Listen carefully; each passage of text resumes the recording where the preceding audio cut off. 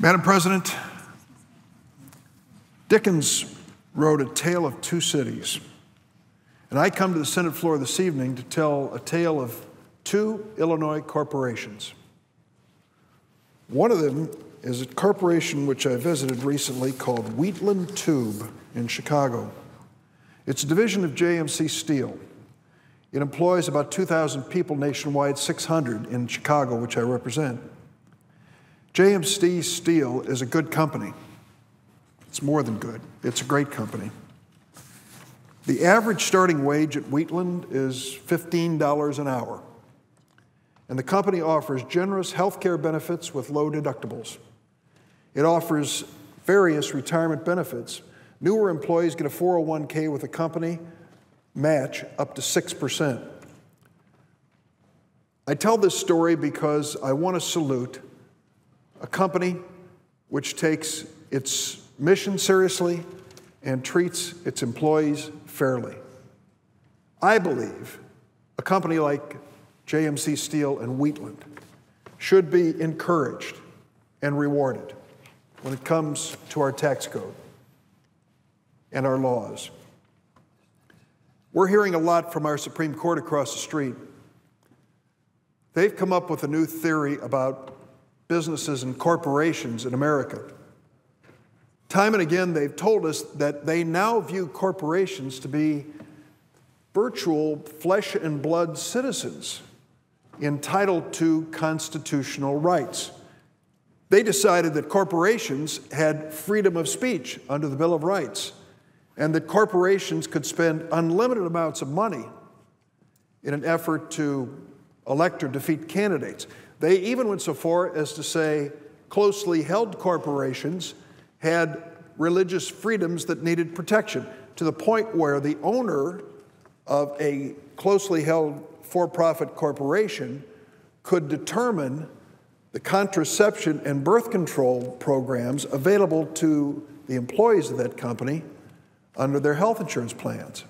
So we're told over and over again by this Supreme Court that we should view corporations in a human context. Well, I'm going to stick with that chain of thought for a moment here and talk about another company much different than Wheatland Tube that I've just described to you. It's a company known as AbbVie. That's the new name. It used to be known as Abbott Labs. It's roughly the 8th largest pharmaceutical company in America, and it's headquartered in Illinois in the city of North Chicago. AbbVie recently made the news because its board of directors sat down and made a decision about the future of this company. First, let me tell you a little bit about AbbVie as a pharmaceutical company. AbbVie is a company which, like virtually every other pharmaceutical company, relies a great deal on our federal government. The National Institutes of Health, the leading biomedical research agency in the world, does basic research that our pharmaceutical companies use to develop new drugs and products, and we pray that they will.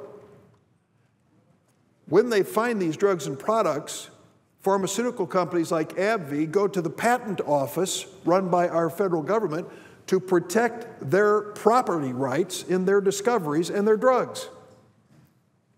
And when they turn around to sell these drugs in America after approval by a federal agency, the Food and Drug Administration, they by and large sell them to programs like Medicare and Medicaid, government-supported insurance programs. The reason I tell this background is that AbbVie recently made a decision that they were going to renounce their American corporate citizenship.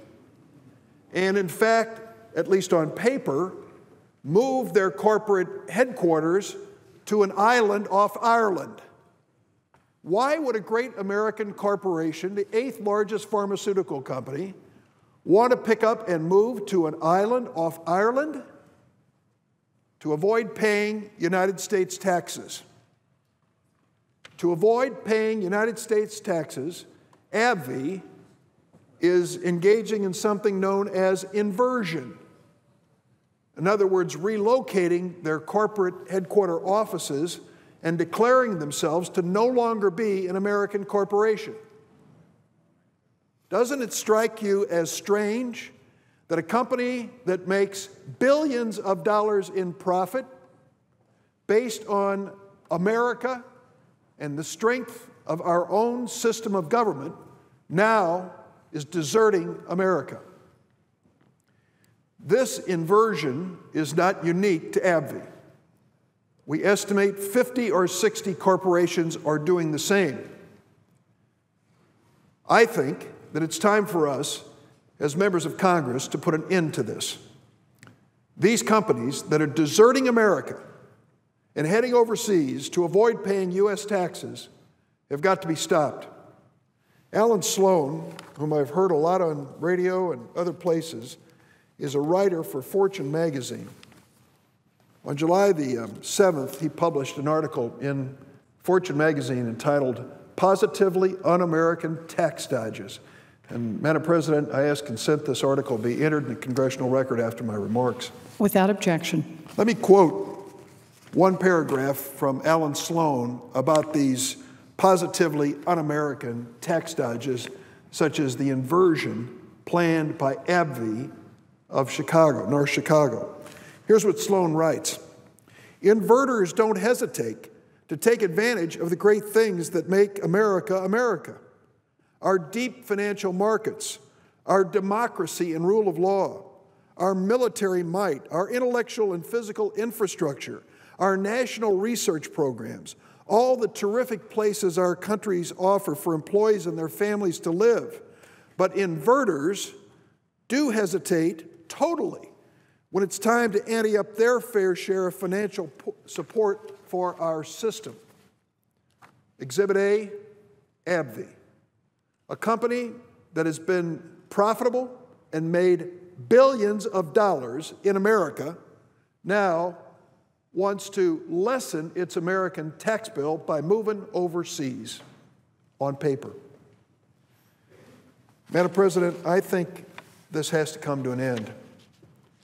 And I think that when we sit down and make decisions about a tax code and tax policy, we need to be rewarding companies like Wheatland. Wheatland Tube, with 600 employees in Chicago, is an American corporation and proud of it. They're not planning on moving overseas, and they're not trying to cut corners when it comes to their employees. They're treating them fairly, and they're getting a good work product for it. What I've proposed is called a Patriot Employers Tax. If you have a corporation that's, in my view, patriotic, with its headquarters in America, that hasn't moved employees overseas, that pays its employees at least $15 an hour.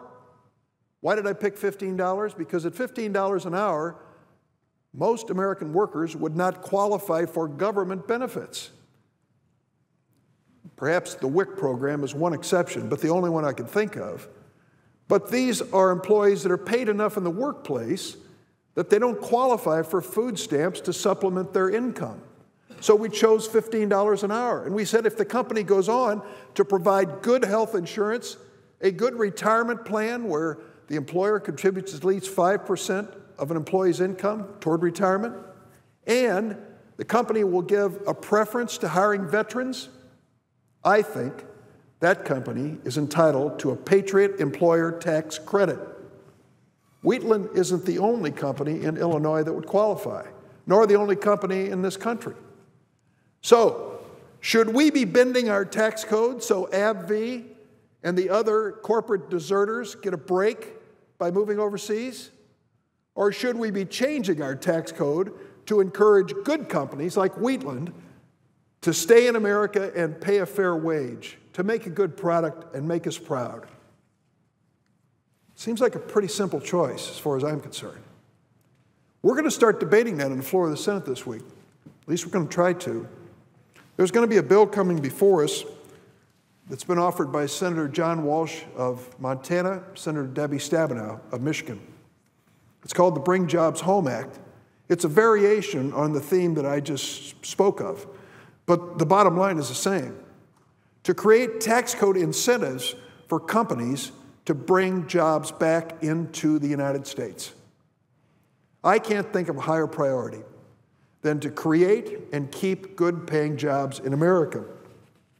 We're going to vote on moving forward on this bill, creating an incentive to bring jobs home. Here's what it would do. If a company moves a production line, trade, or business located outside the United States back into the United States, it's eligible for a tax credit under the Walsh-Stabenow bill, a credit for the cost of moving the jobs back home. To pay for it, companies that ship jobs overseas, jobs going in the wrong direction, will no longer be allowed to deduct the costs associated with outsourcing U.S. jobs from their tax bill. Why would we want to incentivize a company to ship American jobs overseas? Why would we want to create a deduction to make it easier and cheaper to do that? It defies common sense. The Walsh-Stabenow bill reverses it and says we'll no longer incentivize shipping jobs overseas. We're going to incentivize shipping jobs home from overseas. Pretty simple. I'd like to take that basic question to any town meeting in any town in my state and ask the folks sitting there whether they think that makes sense. I'm pretty confident they're going to agree that it does. This is a common sense approach to reward companies that are doing the right thing and eliminate tax breaks for companies that are doing the wrong thing. The Patriot Employer Tax Credit, I hope I can offer as an amendment to this. I want to give a break to those companies that pay a good wage, keep their jobs in the United States, don't ship their headquarters overseas. I think they deserve an incentive to stay. I guess I'm old-fashioned, but a lot of Americans are old-fashioned the same way. I like walking into a store and seeing products that say made in the USA. Sure, I buy things made overseas. It's hard to avoid them, and I don't consciously avoid them.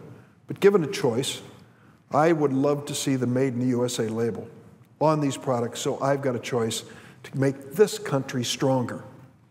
That's what the Walsh-Stabenow bill does. That's what the Patriot Employer Act does. And that's what we need to do when it comes to these inversions.